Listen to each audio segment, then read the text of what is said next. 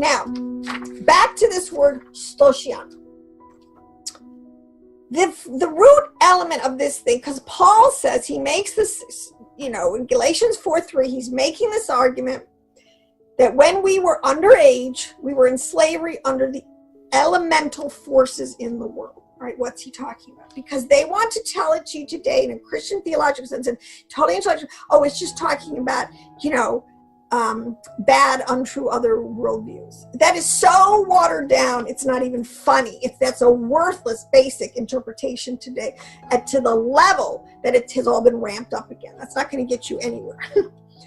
This is what Paul is talking about when he's making the comparison between Hagar and Sarah and the two covenants and in the one above and the one below, all right? And that they were. Now, this is so deep, I can't really, but like I said, words are polysemous. This word has many levels of meaning, but each one actually builds on another meaning. This is so Hebraic.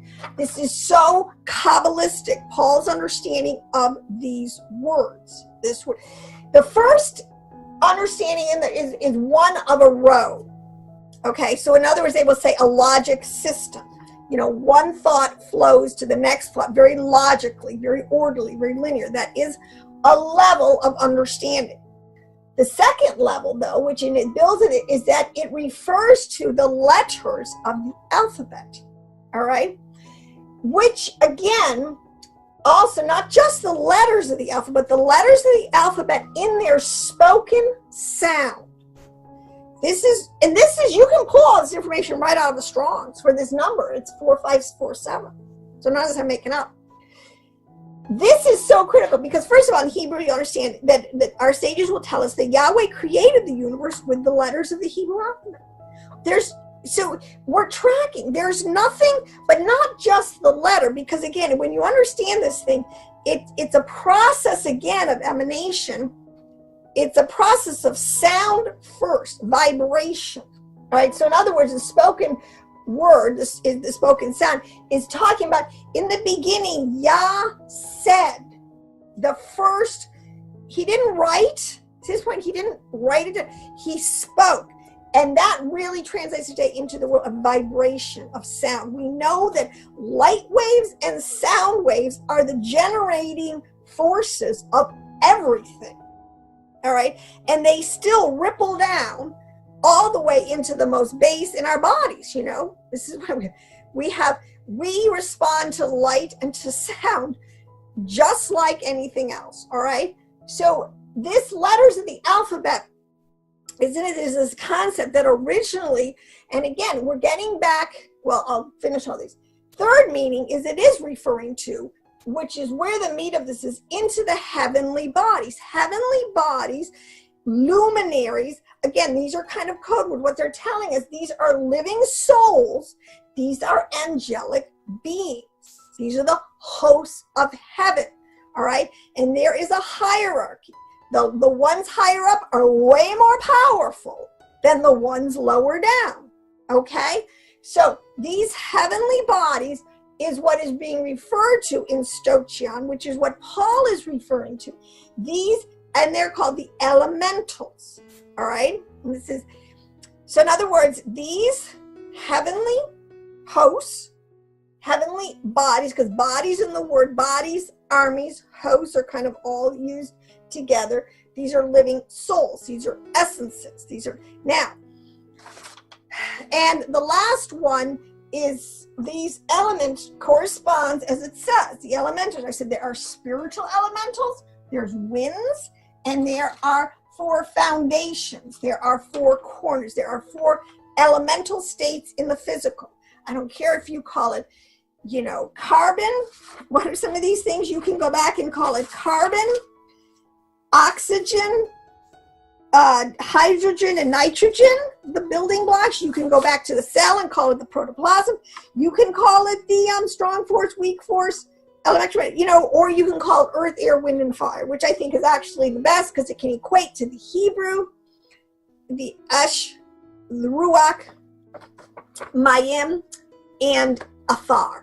All right? So these elementals, All right, in our sense, elemental sense here, we're talking about foundational material elementals that a lot of times are referred to as nature spirits in a lot of the pagan religions. All right, now what Paul is saying here is that because of Yeshua, he is talking to Gentiles, and he is telling the Gentiles, look at, because of this life, this prophetic fulfillment scripturally of this good shepherd, this lamb who was slain, you have now entrance. You can come out from under the rule, the dominion, the domain of these elementals, and you can come into the kingdom of Elohim, because it refers back to the fact that Israel's Yahweh is, or Israel's Elohim is Yahweh.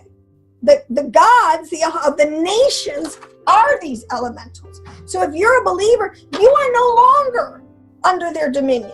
You don't have to sacrifice to them. You don't have to fear them. You don't have to do anything. All right? And it's always been told in the scriptures, you were never to practice magic arts and really have anything to do with these. All right? So what Paul is trying to tell them is that you are no longer slavery. You are no longer sold in slavery unto the elemental spiritual forces of the world. This is the ancients. This is going back to the heart, to the understanding of our fathers and the father of the faith. I mean, Paul. Who else are you gonna? I mean, I know Yeshua, but Paul took it and took this understanding. See, knowing he's talking to Greek speaking believers now, how to, it's speaking the language of all things to all people. That's what I'm trying to do. I don't care. I'll speak any type of language. You want to call it oxygen and nitrogen? You want to call it earth, air, wind, and fire? Let's not play stupid and think that we're not talking about the same thing and that Yahweh is over it all. So let's go through a couple more verses. All right. Because see, this is critical. It is basically the lower heavens, this world of the elementals, these nature spirits that are really the problem. These are the problem entities, especially affecting our planet. All right. And these are the ones when 2 Peter 3:10, and when Peter is stating, because he has this understanding, he says, look at the heavens are going to disappear. Now he's not talking about, he's talking about these lower heavens, this hierarchical system, where, well, let me read it. The heavens will disappear with a roar. The elements will be destroyed by fire, and the earth and its works will be laid bare. That day, the day of the Lord, which is what is soon to come upon the whole face of the earth, when the heavens will burn up and be destroyed, and the heavenly bodies will be melted by the heat. Now, this on so many levels has to be unpacked, because the big question today is, well, do we take a Peshat level understanding? Is the earth really going to burn up by fire? I mean, literally, fire. Or are we talking strictly on a more remez, deeper level? But the elements, when I went to the heavens are destroyed, and the elementals will be destroyed by fire. This is talking about the wicked angels. This is what he's saying. Look, the wicked angels are going bye-bye. They know this. Even the whole story with Yeshua when he is casting a demon on him. The little boy and the demon says, look, if you come to torment me before the time, even they know that they have, they're serving a certain purpose under Yahweh Elohim. They're not eternal. They don't have high life in them, all right?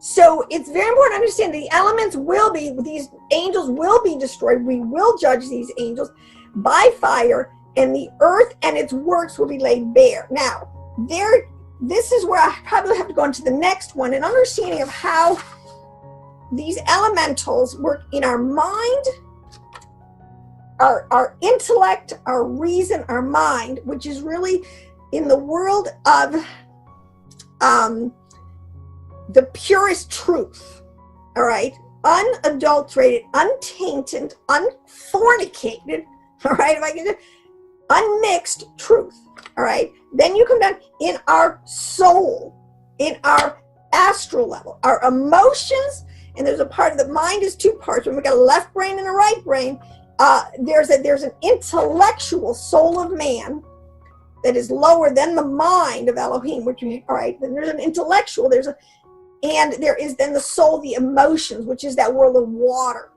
All right, and then there is the actual physicality, our afar, the dust that makes our physical body.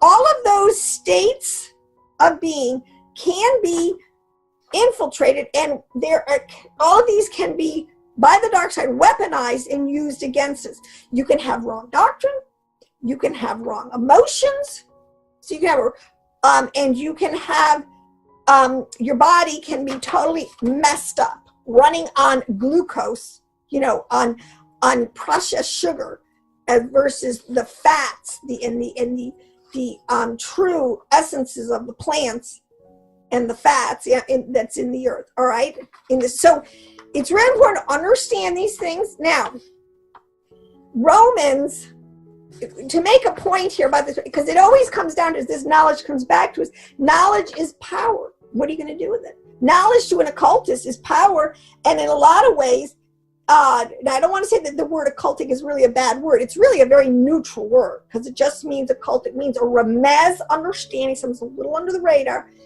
But there are Luciferians who will use this knowledge for power against us. That's the whole point.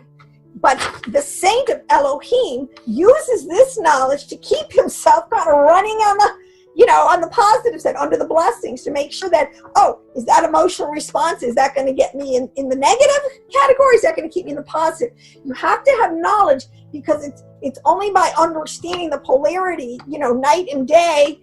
If when you're in the middle of dusk, I mean, are we getting into darkness, or are we getting into light? Is the day beginning, or is the night, or is the day just ending? Okay, you've got to know where you are. All right, that's what the law is all about. It's the middle pillar. It's this concept that there is a constant, there is a normalized, there is a perfect balance. There's a place to be. All right. Now, let me go into Romans 2:8-9. It says, "For those who are self-seeking and do not obey the truth, but obey unrighteousness." All right, so this would be anyone. If you're into Wiccan out there, if you're into any of this repackaged understanding where you're using the elementals or nature and for advantage for yourself as a personal consumer, instead of going to Yahweh and praying, you're trying to gain the influence. That's wrong on many levels. All right, but what I'm saying, so this is where is 7. Romans 2:8-9 says, "But for those who are self-seeking," because you're only doing it to fulfill your own lusts and pleasures and desires, which might not be from Yahweh, okay? "And do not obey the truth, but obey unrighteousness, there will be wrath and fury." This day of the Lord is coming, where all the works, all the way time you use the elementals, when it all gets played back to you, all right? Oh my gosh, in so many levels. "But there will be tribulation and distress for every human being who does evil, to the Jew first, and also to the Greek." So don't let anybody think you're out of the woods on this thing, all right? So the Jew who should know better, the Christian who should know better, the Messianic who should know better, right? This is where in the category of the word says, "Any liars or those who practice magic arts." In Old 2 Chronicles 33:6, it is talking about this. That he burned his sons as an offering in the fire in the valley of the son of Hinnom, all right, and used fortune telling and omens and sorcery, and dealt with mediums and with necromancers. He did much evil in the sight of Yahweh, of Adonai, provoking him to anger. This is one of the kings of Israel. I mean, he totally went and practiced like the pagans, like the nations, all right? And then in Jeremiah 10:2, he says, "Do not learn the way of the nations, or be terrified by the signs in the heavens." There's an important little nuance here, because much of magic arts is to try to determine by signs and omens, because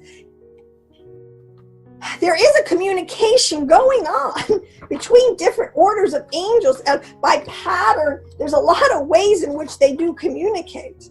All right, that can be, if you understand to a certain levels of occultic understanding, you can get some of this. This is what they're trying. It's not accurate necessarily reading tea leaves. I mean, this is the foundation of a lot of this. All right. But these are patterns, these are signs.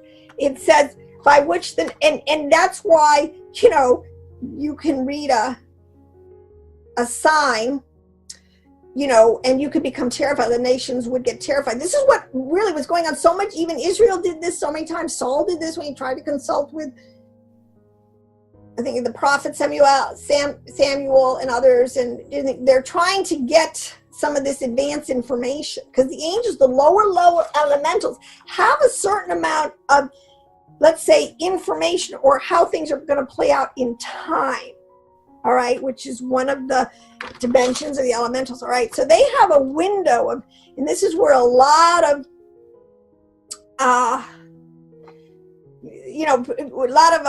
Australians try to get some information from these about what's going to happen in the future. Am I going to win the battle?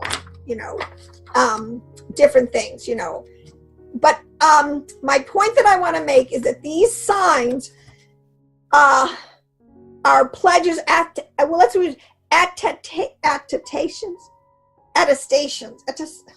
attestations of divine presence and interposition. In other words, the angelic, they do communicate through a series of patterns. It's the best word I can say, which we translate to signs. There'll be signs in the heavens. So, it might start out, gets into the whole point, when you understand the zodiacal house, when you understand the mazal, that's over everything. The biggest brain of the operations of the cosmos, the lowest, is in the heavens. All right, and then it filters on down. The angels can read the heavens. And that's a lot of the knowledge that the fallen watcher angels taught the sons of Cain. All right, so I hope this is all starting to make sense. But the one thing that's really interesting, I have two things. Let me finish up with a couple more verses. We'll get back to this. I had a point. I want to tell you two personal stories. Okay, I'm going to give you two anecdotes here in my own life.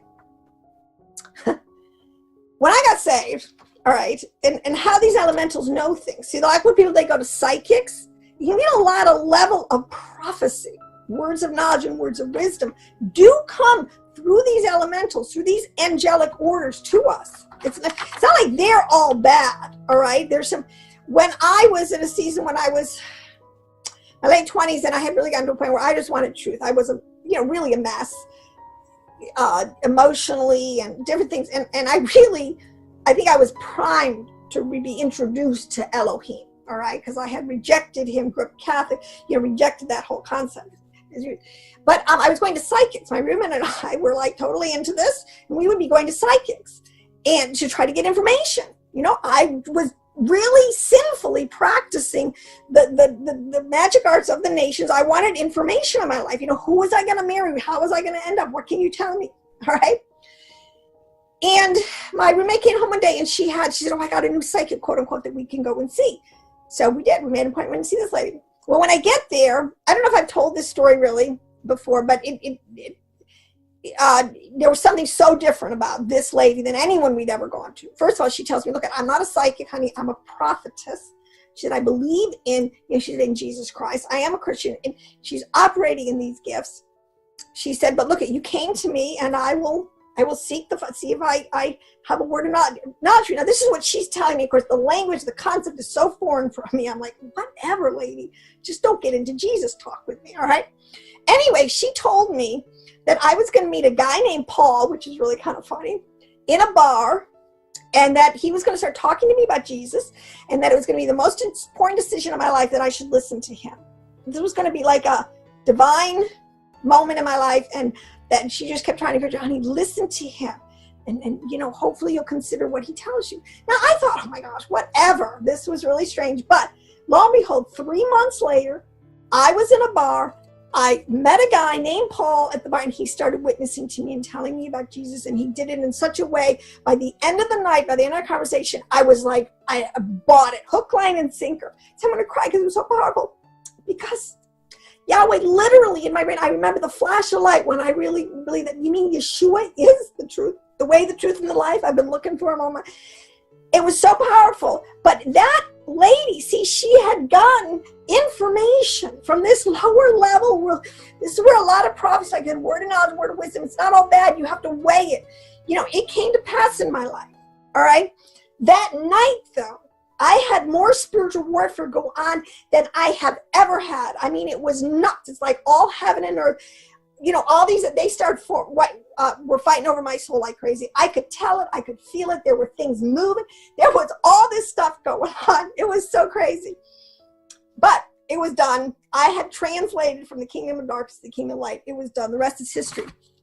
The other one I want to tell you is, at this time I was living in an apartment, and I remember there was, because a lot of these elementals, like I said, the nature spirits, they have places of location. They congregate. And trees is known to be, if you look in all the lore, that they congregate in trees. This gets really deep. I mean, think of Lord of the Rings. I mean, there's a lot of, but I want to tell my story. So anyways, I would have a parking lot, very small. There's a huge house with a lot of apartments, parking lot. And there would be this little walkway, maybe 30 feet to get to my door of my apartment.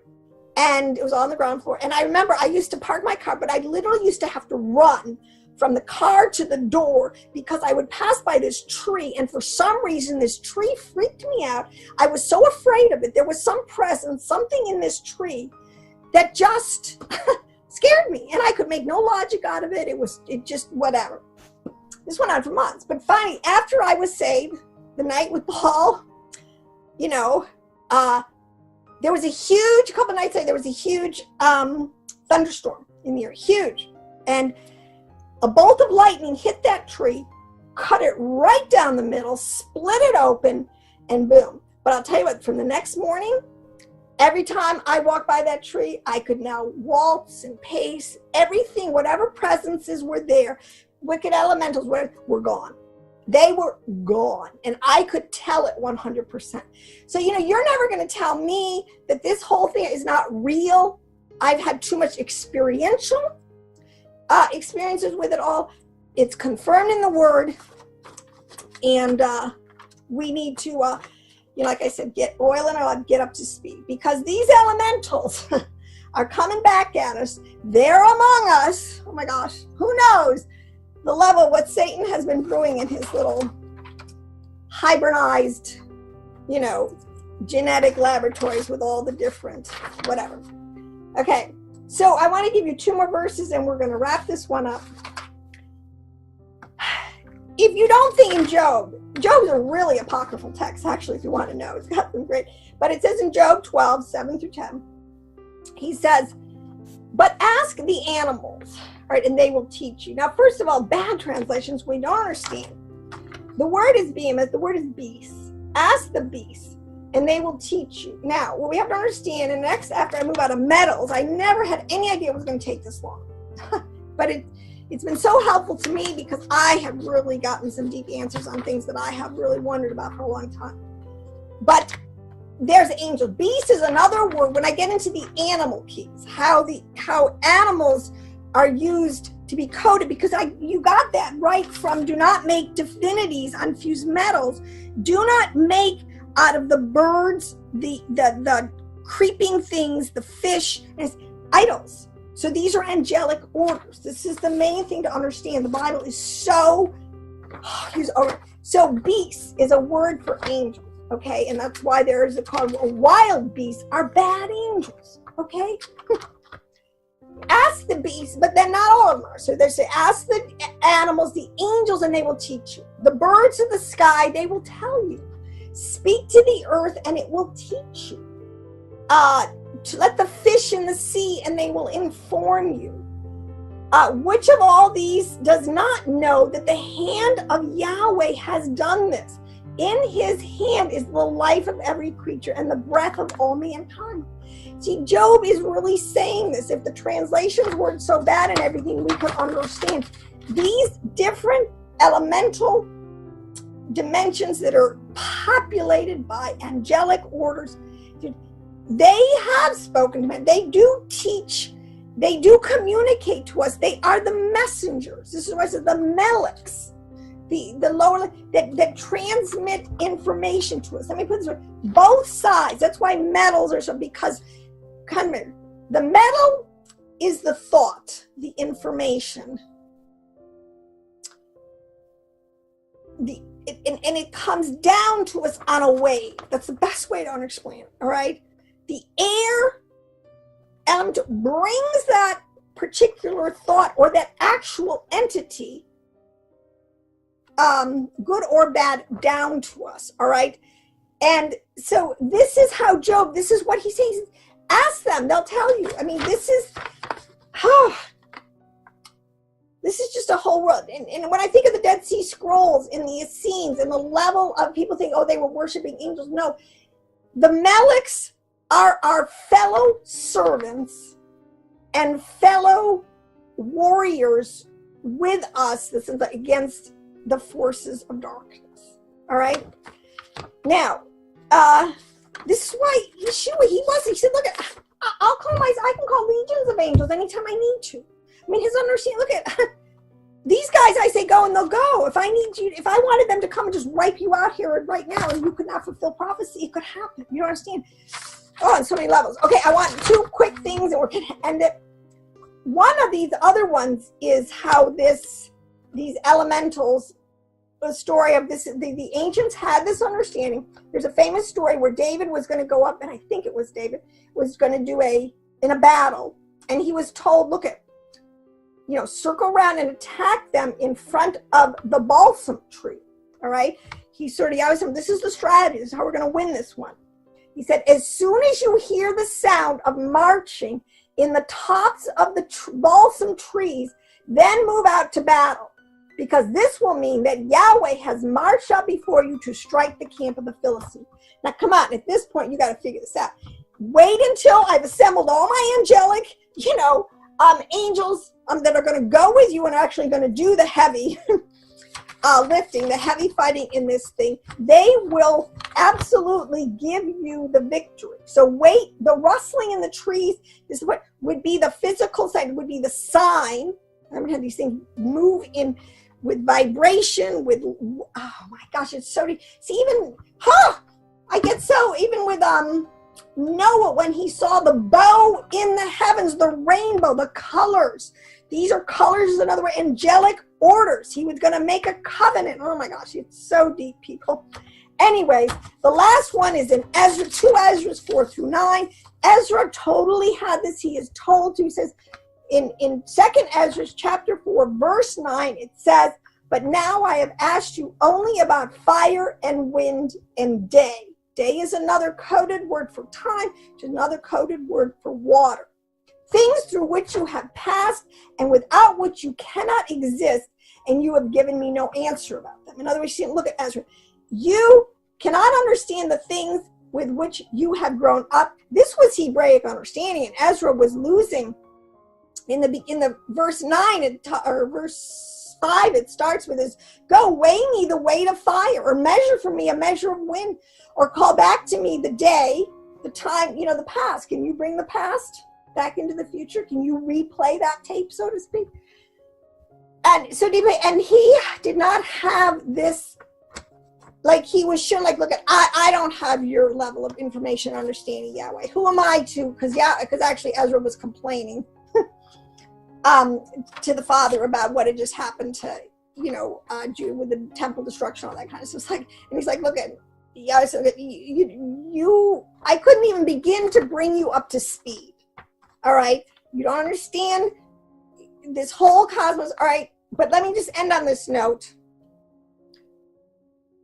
It's again been repackaged to us. It's a fire, wind, and day, which is time, which is in the Sefer Yetzirah. This is what it says, how he created. Oh, these things are coded, the same thing over and over. It says, but this is energy, mass, and time. Energy, mass, and time. We're going to end on that note. I will be back for more info. Shalom. May Yahweh bless you and keep you and preserve you, body, soul, and spirit.